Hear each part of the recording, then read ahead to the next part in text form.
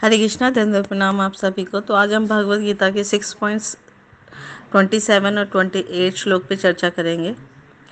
प्रशांत मनसं हि एनं योगिनं सुखम उत्तमम् उपैति शांत रजसं ब्रह्मभूत कल्मषम् युञ्जनैवं सदात्मानं योगी विगत कल्मष सुखेन ब्रह्म संस्पर्शम अत्यंतम सुखम अश्नुते। जिस योगी का मन मुझ में स्थिर रहता है वह निश्चय ही दिव्य सुख की सर्वोच्च सिद्धि प्राप्त करता है। वह रजोगुण से परे हो जाता है। वह परमात्मा के साथ अपनी गुणात्मक एकता को समझता है और इस प्रकार अपने समस्त विगत कर्मों के फल से निवृत्त हो जाता है।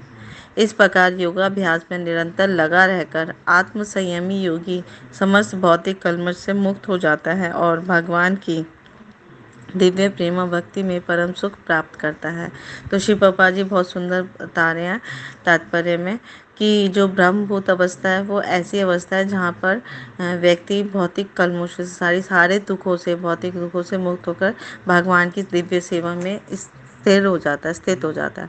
तो भगवान की सेवा इतनी ज़्यादा दिव्य है कि जब हम उनकी सेवा में लगते हैं, अपने आप को संलग्न करते हैं, तो हमारे सारे भौतिक ताप आध्यात्मिक आदि दैवी आदि भौतिक वो हमें जलाते नहीं, हम उनसे मुक्त हो जाते हैं।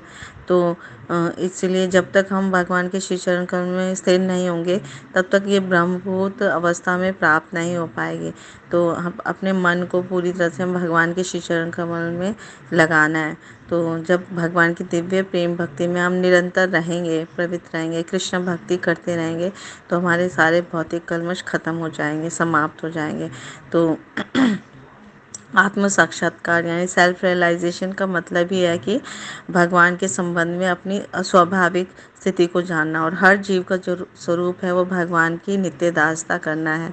जीवेर स्वरूप है कृष्णेर नित्य दास, कृष्णेर तटस्था शक्ति भेदा भेद प्रकाश। हर जीव का जो स्वरूप है वो भगवान की दास बनना है। भगवान स्वामी हैं और हम सब दास हैं। तो अगर हम भगवान के अंश हैं हम सभी जीव, तो अगर हम भगवान अंशी हैं, अगर हम उनकी सेवा में अपने आप को संलग्न करेंगे हमेशा, तो वो हमें तो हम पूर्ण रूप से संतुष्ट हो पाएंगे, तुष्टि पुष्टि। अदरवाइज इस भौतिक जगत में आप कुछ भी, कितना भी चाहे ऐश्वर्य आपको मिल जाए, धन मिल जाए, रूप मिल जाए, सौंदर्य मिल जाए, ताकत मिल जाए, बल मिल जाए, तपस्या, वैराग्य, कुछ भी मिल जाए, लेकिन आप तब तक संतुष्ट नहीं होगे जब तक आप भगवान कृष्ण की परम की सेवा नहीं करोगे। तो इस कलयुग में सिर्फ भगवान की सेवा करने का सबसे सरलतम उपाय हरे कृष्णा महामंत्र है, हरे नाम है। तो इसलिए हमें सदैव हरे कृष्णा कृष्णा कृष्णा हरे हरे, हरे राम राम राम हरे हरे, भगवान के पवित्र नामों का कीर्तन करना है और इसका श्रवण कीर्तन करना है और स्वयं अपना मनुष्य जीवन सफल बनाना है। तो ये बहुत सरल विधि है। तो एक सुंदर उदाहरण देते हैं शिव बाबा जी कि जैसे पूरा शरीर है और हाथ उसका अंश है। तो अगर हाथ ये सोचे कि ये लड्डू या रोटी मैं खुद खा लूँ, मुख में ना डालने के बजाय, तो वो लड्डू पड़े पड़े ख़राब हो जाएगा, लेकिन हाथ उसका भोग नहीं कर पाएगा। लेकिन वही अगर हाथ वो उसको मुख में डाले और फिर उदर में जाए, पेट में जाए, और फिर उधर से जब शरीर को पोषण मिलेगा तो वो पूरे शरीर में, हाथ को, पैर को, पूरा बॉडी उससे तुष्ट हो जाएगी, तुष्टि पुष्टि हो जाएगी, अपने आप हाथ के अंदर भी एक शक्ति मिल जाएगी। तो इसी तरह हम सब जो हैं भगवान कृष्ण के अंश हैं, अंशी भगवान हैं।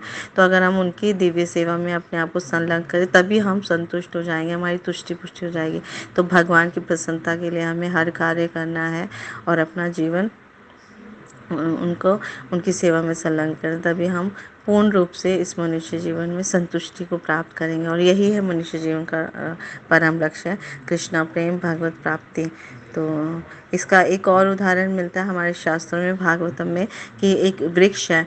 तो वृक्ष का अगर आप फूल पे, पत्ती पे, है ना, और टहनी पे जल दोगे तो वृक्ष सूख जाएगा, लेकिन उसकी जड़ में पानी देंगे अगर हम, तो वृक्ष फलेगा, फूलेगा और सुंदर वो तुष्टि पुष्टि हो जाएगी। तो जो वृक्ष है, वृक्ष की जो जड़ है, मूल, वो पर पूर्ण पुरुषोत्तम भगवान श्री कृष्ण है। तो अगर हम उनकी प्रसन्नता के लिए हर कार्य करेंगे तो हमारा मार्ग बिल्कुल सरल हो जाएगा और हम मनुष्य जीवन का ध्येय बहुत सरलता से प्राप्त करेंगे। तो हमारे ब्रह्म संहिता में भगवान ब्रह्मा जी भी भगवान कृष्ण को कहते हैं, ईश्वर परमा कृष्ण सच्चिदानंद विग्रह अनादिर आदिर गोविंद सर्व कारण कारणम।